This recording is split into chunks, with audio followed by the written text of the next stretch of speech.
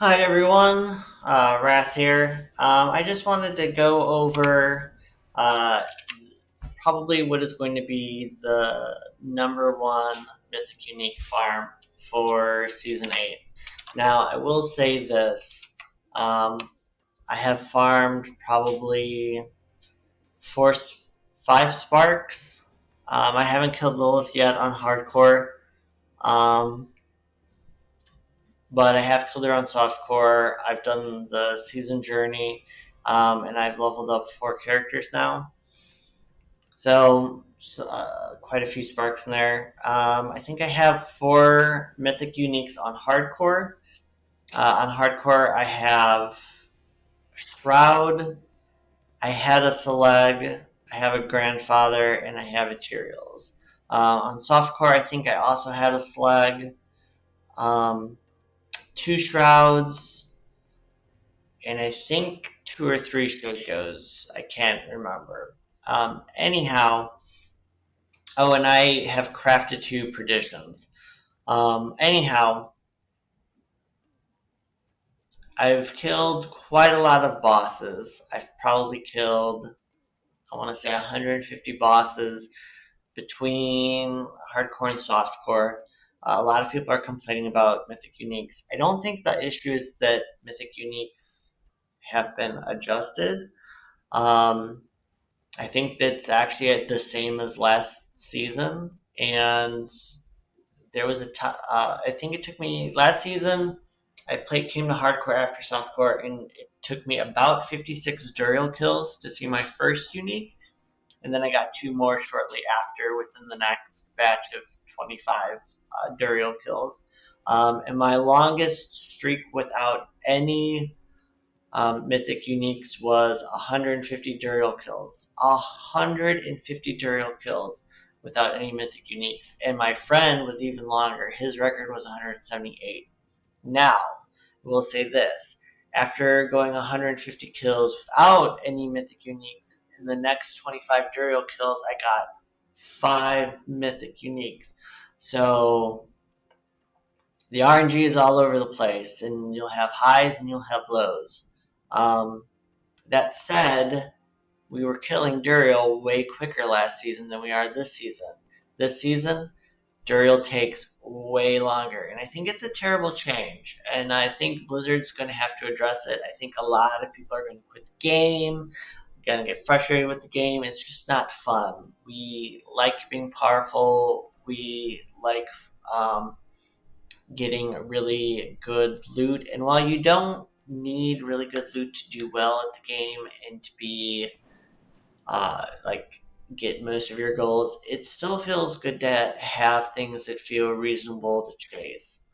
Um, People just aren't enjoying the new boss system, and I get it that it's only week two, but I think Blizzard went in the wrong direction, and they need to just give the players what they want. We don't want it's if you want to redesign the bosses, that's fine.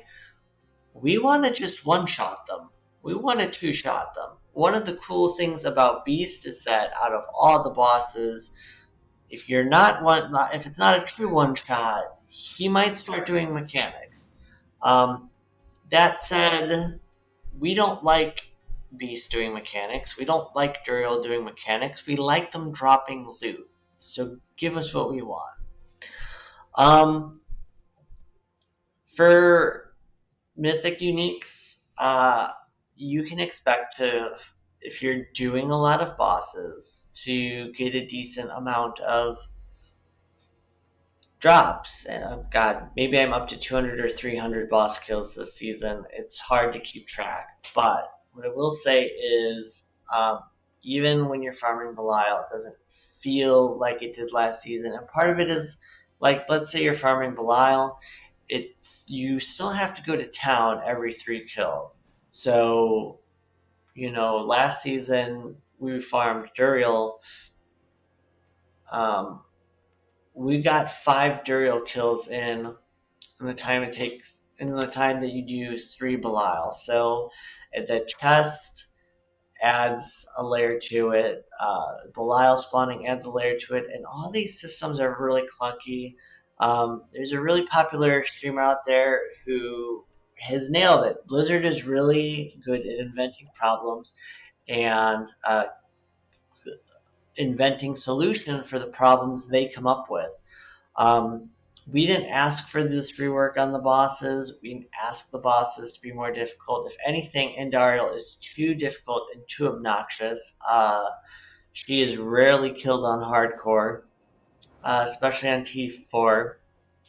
I know in season 7, I had a character I only used for farming Lilith, and a character I made for farming Andy, and it was just a pain. And most of the barbarians that farmed Endariel last season died. There was only, I think Dirty was the only barbarian who regularly farmed Endariel and didn't die. And it's really obnoxious. Um, Hell, I was farming Endariel on softcore, and she randomly knocked me back in the final phase, and I landed in the fire beam and just died. I don't know. The fire beams aren't a true one shot, but their damage is so high it feels like a one shot, at least on T4, and it's not fun. And I don't enjoy doing Endariel, even when you have 3 reliable players doing the pillar strat. Um, it's not a fun boss. If anyone lags, you have to figure it out. It, I don't enjoy it. Um, that said, uh, in addition to farming bosses, probably the number one way to get your uniques is making a new character for an S tier build and farming the reputation. This is probably going to be the easiest with a Bloodwave Necro. You can also have one of your friends power level you. You definitely want to get to 60 really quick. You're going to need to do the introductory quest chain and unlock the rep bar.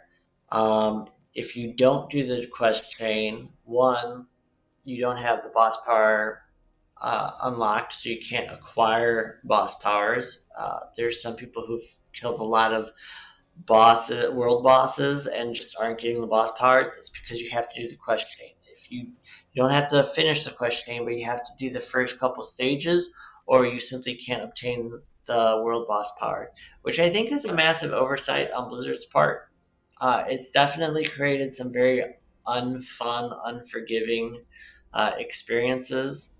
I remember day one of my friends missed that.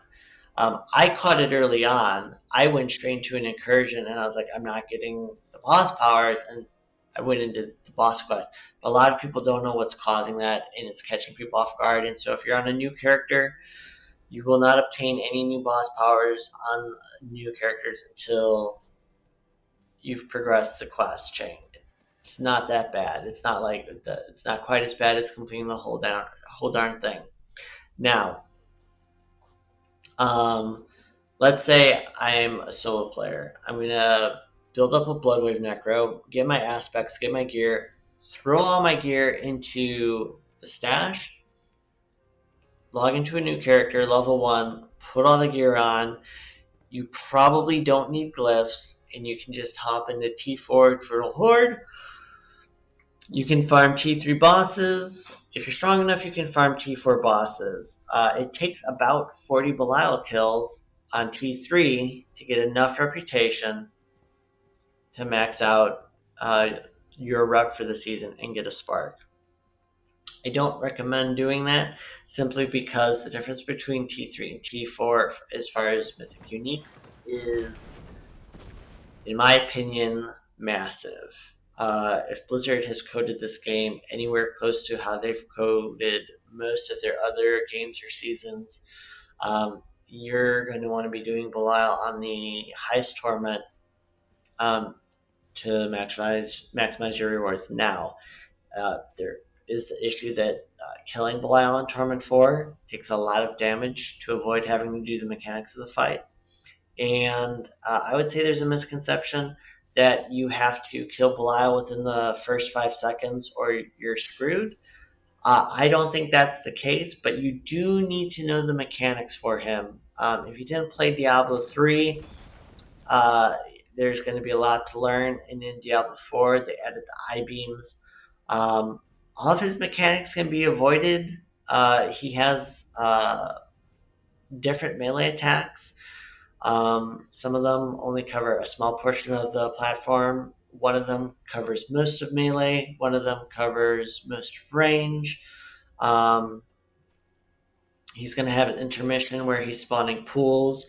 90% of those pools are going to follow you, but 10% of them are going to be random, which means that they will be ahead of you, and it's obnoxious.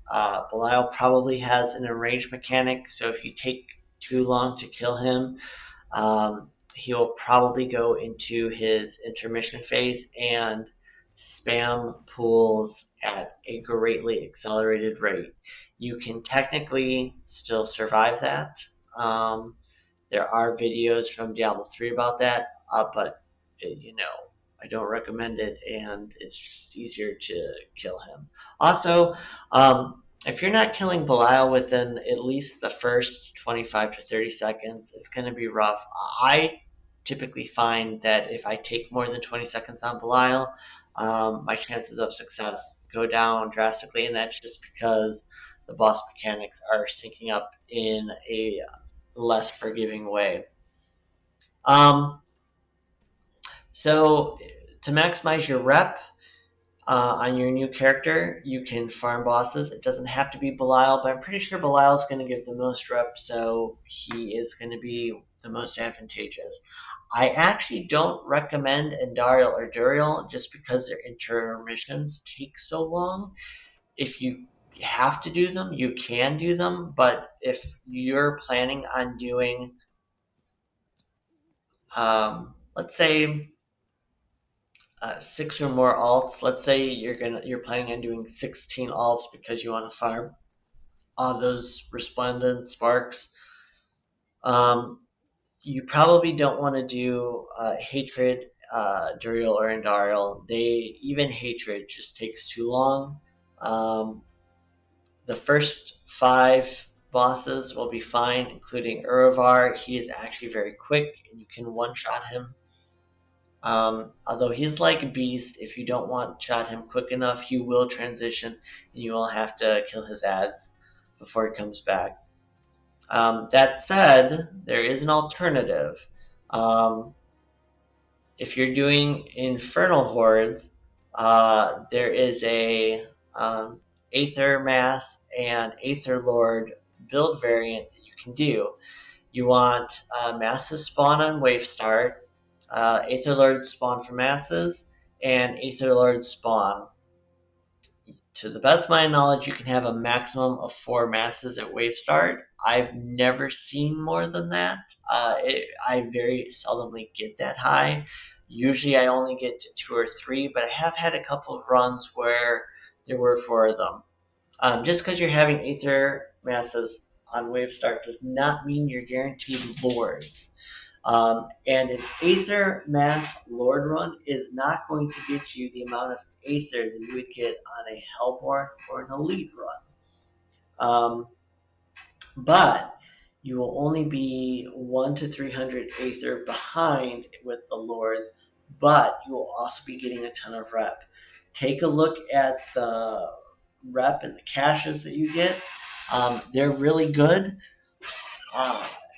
You will probably discover that if you can level a fresh character through the rep in under 3 hours, it's worth your time to do so because you're getting a ton of gear, you're getting a ton of boss mats, you're getting a ton of materials, and you even get some Belial summons in there.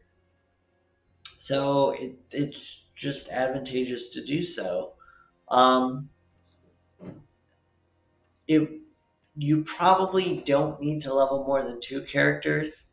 Most characters only need 2 uniques. Some might need 3.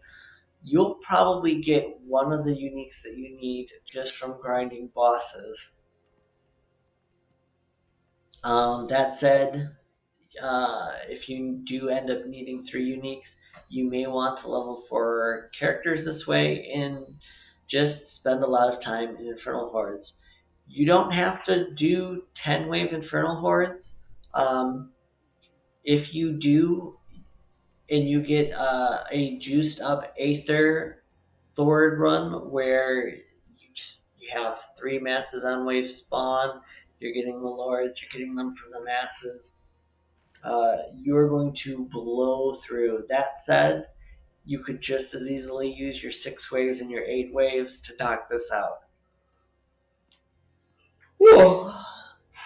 I may have skipped going to bed to put out this video, but basically, if you're trying to get lots of Mythic Uniques, that's my advice. Go hit the hordes or go summon a ton of bosses. And just keep doing new characters. Wish you the best of luck in Diablo 4. Thank you for your support.